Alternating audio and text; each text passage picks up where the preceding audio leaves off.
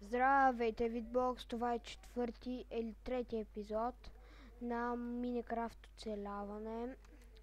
Сега не знам, ще съберем малко дърво, защото нямаме. Имам вкъща братва, но сега не ми се ходи там. Чак. Тя е наблизо, да е точно до мене, ама все пак.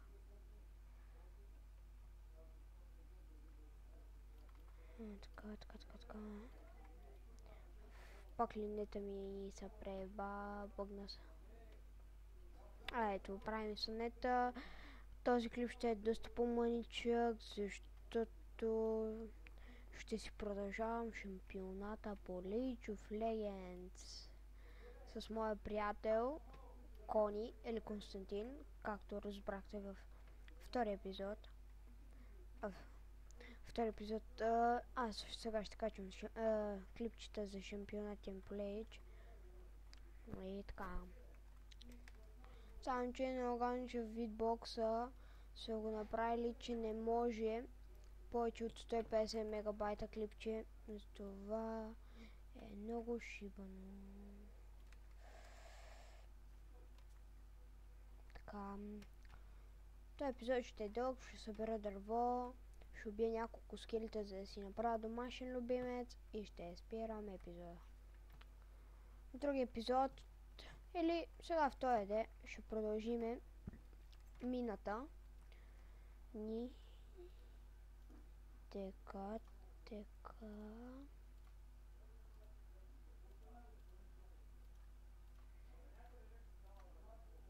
Ето ни кирката, дърво, дървесина. Така. Да влезнем в мината ни. Тя не че е много голяма да е. Но дано скоро да намерим айрън. На това се надявам. Така. Предполагам, че клипа ще е, не знам, 10 минути, някъде там.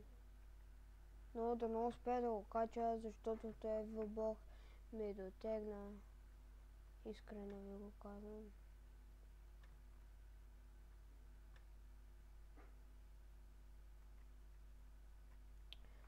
Забравих да вземам факли и за това ще се кача догоре. И тъкна да си направя една нова кирка.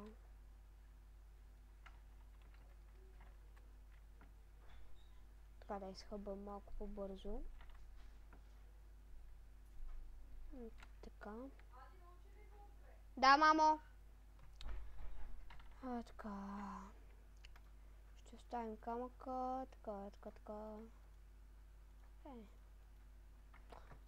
Скоро само да убием още няколко крипъра и ще ви покажа как се прави TNT. Така. И да ви кажа, гледайте клипчетата на Canwolf, защото той е един много добър приятел и клипчетата са му страхотни. Има и нова поредица, в която прави някакви работи и аз не знам, пишете му в коментарите лично, за да направи това, което искате. Например, Айфови коли е правил за сега. В доста работи. Няма смисъл да обяснявам.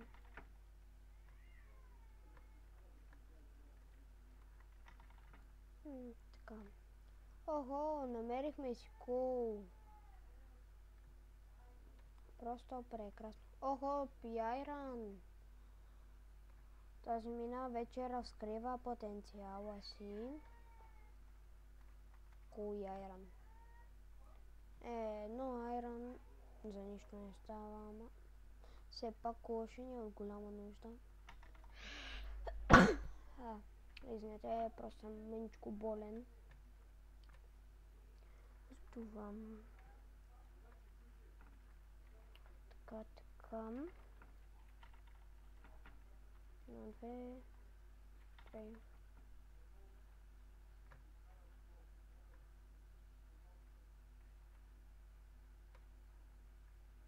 Сега ще какво ще направим. Тук така малко ще пробием, за да съберем камък. И ще си затворим дъпчиците. Така.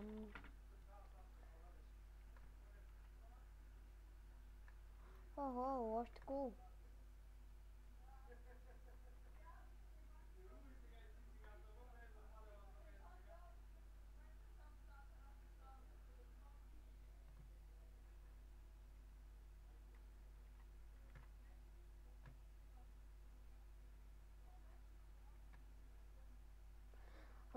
Има доста кул, това е хубаво, защото ще имаме нещо за печката, вместо да правим камените въглища, които горят доста бързо.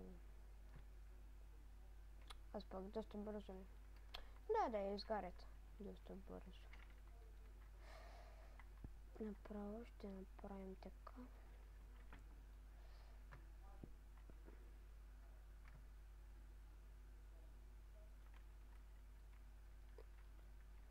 Така, сложим един торч.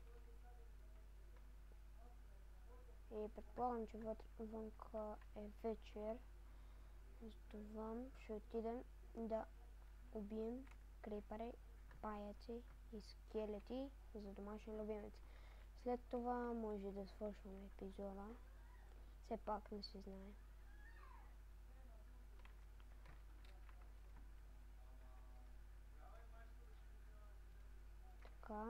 Така.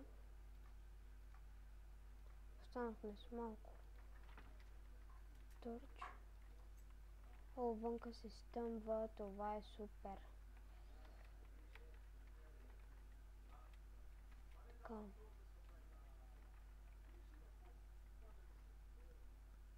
Тук така ще изчакаме и ще гледаме хубавия залез. Така, след като слънцето залезе, излезат зомбитата, както всички знаете.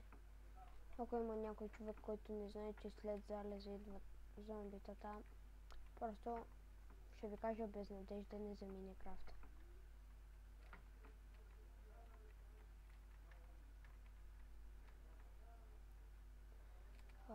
Така.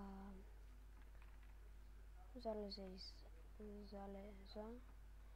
Слънцето залезе, имам предвид, луната изгря и е време за бой с зомбита.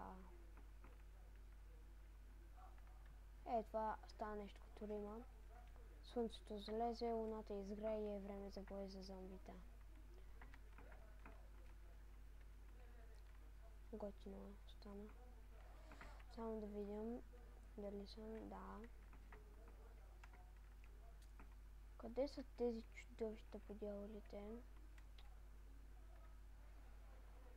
Няма никой покрай моята къща. Дали защо? Хоп. Ето ги нашите нови зомбита. Хоп, имаме скелет, който ще ни дупчи отдалеч. Здрасти, безобидно паече. Сякаш там нещо свети. А защо ли? Никой не знае. Време е за ръкопашен бой с скелет. Добре. Ох, пред мен, зад мен.